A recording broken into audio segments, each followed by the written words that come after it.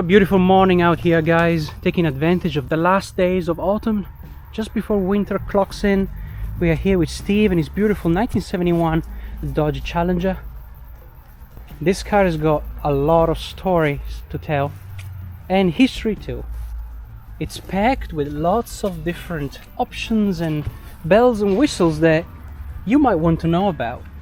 How are you doing, Steve? Good to meet you. This car was, as you were saying, firstly imported to New Zealand in 1975, isn't it? Yeah, a guy called Murray Goss brought it into New Zealand. Cool. This is a 340 4-barrel with a shaker hood. Tell us more about that. What's going on with the shaker? Well, yeah, the shaker bubble is always the same, no matter whether the car's a Hemi or a 440 6-barrel or whatever, because it's got a clear twin 4-barrels on a Hemi and the 3 2-barrels on a 6-pack car, but a 340 was only available as a single 4-barrel, or you got the TA, which was 3 2-barrels, but you couldn't get the shaker hood on a TA. It had the 6-pack valve covers because the location of the oil filler, you can't put oil in them with the standard valve covers, so I actually modified these valve covers. These are reproductions because the original 6-pack valve covers are worth hundreds of dollars. I can see you got a brand new radiator. It's an aluminium alloy radiator, isn't it? Yeah, because I wanted to run the twin electric fans, but because this car had the high performance engine, it's got the 26-inch wide radiator in it, heavy duty battery, which is because it was spec'd out for Canada, Hemi brake booster. The Hemi brake booster too, yeah, that's right. 3-speed concealed wipers. Yeah, the wipers are the best part, I guess. It's the fact that they're concealed under the bonnet when they're closed. It just gives a nice clean touch, shaved design going from the cowl back all the way to the roof and completing at the back with the louver, the rear louver, which we're going to revisit later on. You were mentioning, as we can see right here, the color, the mismatching in the color. So the engine bay is still in the original high impact citron yellow. Yeah, it was only painted for the 1 year in 1971, and it's the rarest high impact color there is, I understand. Wow. This car was repainted in this, what we can call almost mustard yellow when you compare it to the original high impact here. We were talking about the actual VIN plate. This is a base model Challenger. The VIN number's stamped into the cowl. Yeah. That's the way you check that the car's all original. Cool. And then it's also stamped, not very clearly, but I've checked these numbers. That's the radiator support. Is also stamped with the VIN number. Wow. And this is a matching numbers car, so it's quite rare and unique for that specific reason, I guess. Yes, I think because it came from the Americas so early in its life, because it came in 75, it would have always been someone's pride and joy. So I think if it had been in America, it would have got wrecked possibly. But it survived. Very original here. Nice. And you were telling me about the front splitters here. Those scoots are actually Cuda ones, not Challenger ones. Imagine that. But when I got the photos from Murray Goss of the car in Canada, you could see them. So they'd been there since the car was new, incorrectly fitted. Yeah, for whatever reason. And I remember seeing this on other 71 Challengers. The front splitters, they actually go here.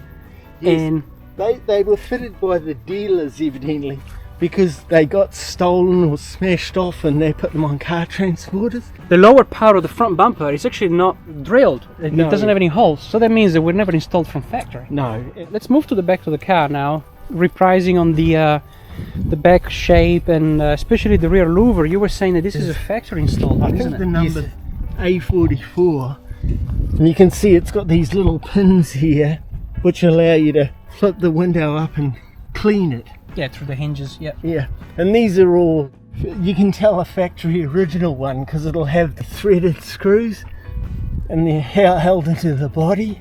Yeah. Cool. These are actually made from stainless steel. Yeah. And they're all TIG welded together. It sounds like steel to me, not plastic, that's for sure. No, it's definitely metal. And this is the 1971 Gullwing. That's the rear spoiler. Well, given that we are here at the airport, there's no better theme than a wing, isn't it? Yeah. That's beautiful. The original one. The rarest option on the car by far, because there was only 400 shaker challenges, is the shaker hood. Because you could only get a shaker in 70 and 71. True. So there was 400 cars in total. 400 cars in total ever made with any color. Any colour. So any variation, 400 is the number. That's it. Wow, that's very rare. And the second rarest option, because it was $100, was this louver. Yeah. And then it's got the spoilers and obviously the 340 high performance motor, the 4-speed with the console, the A01 light group. You were saying about the remote controlled rear mirrors. Yeah, that's called G36. And it's a remote control driver's door mirror, painted. The Dodge Challenger comes standard with wheel mouldings.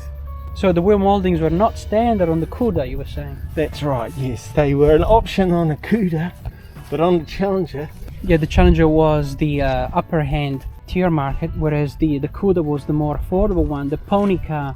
Well, Plymouth was the base car, which has worked in the Cuda owner's favour because they're much rarer now. True, yeah. But like on a RT Dodge Challenger, you got what they called the Rally Dash.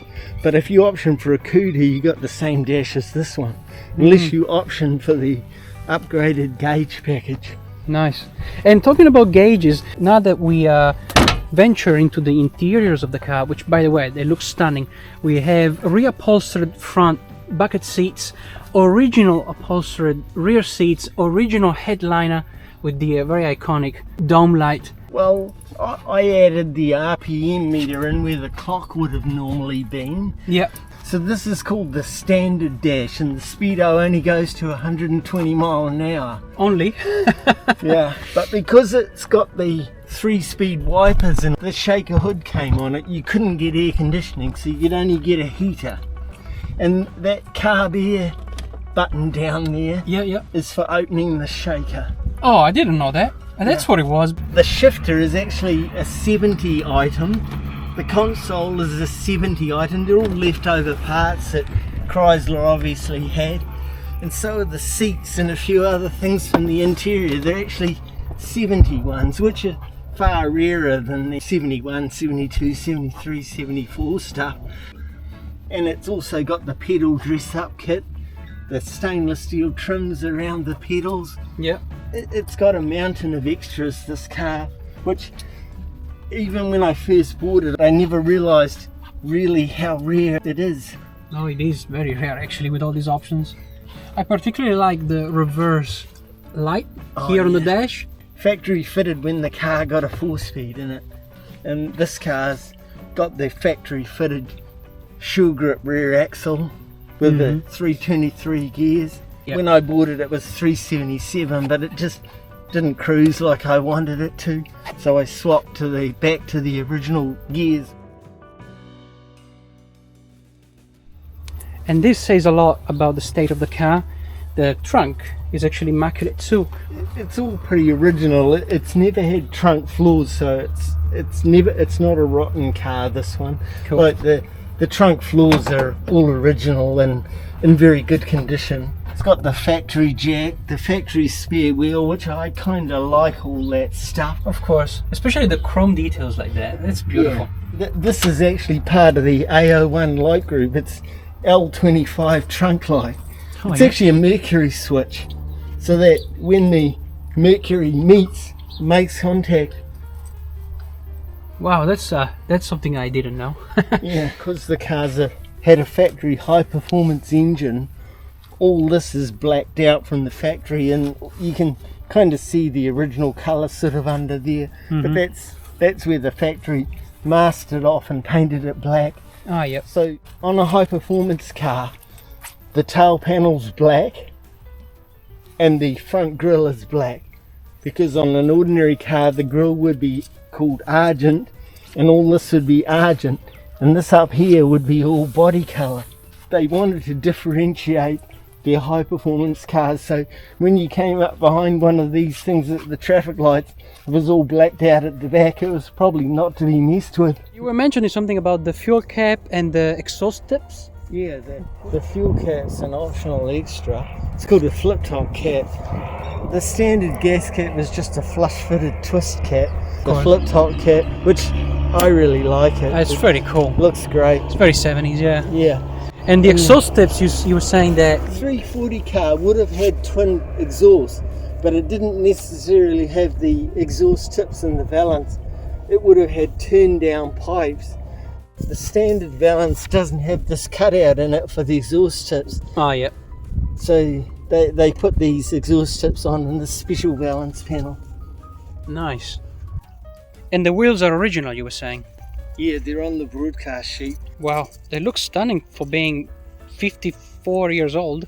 I understand Chrysler made the centers out of stainless steel, so they don't really rust. It doesn't rust, And yeah. then, obviously they've got the brushed stainless trim ring. So these are the broadcast sheet, which is in itself very rare to have them anyway from factory. And then there's a Galen Govier report on the car. Wow, with all the options and everything. Yes. Wow, it's it's beautiful. a very heavily optioned car. Very heavily options, I can see that. I mean, he's got 3 different pages of options and it's just beautiful. You actually have the original ownership papers from New Zealand, 1975. The guy that brought the car back was Murray Goss. Yeah. He's since died, but he was a very good guy. The factory put the 340 in the same class as the 440 6 barrel or the Hemi. Really? When you ordered a 340 car, you got all the S13 suspension package, the heavy duty torque boxes, all the heavy duty drive shaft, rear axle yoke, and a 3.8 fuel line like a 426 car would have had. All right. Well, thanks a lot for the tour, Steve, and nice to meet It's you. okay.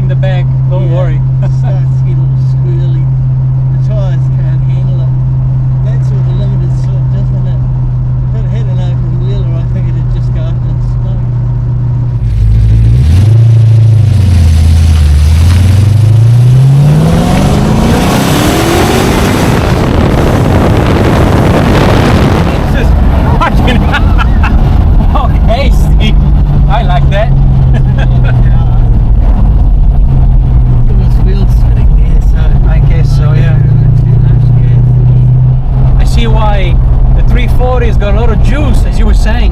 Wow, that's pretty cool. I'll stick it in first here.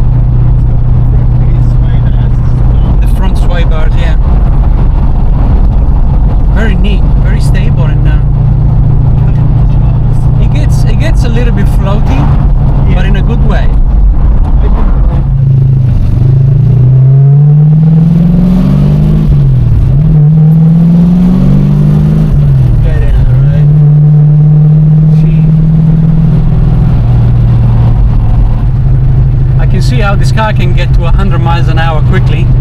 Really. Man, that shaker hood is so cool.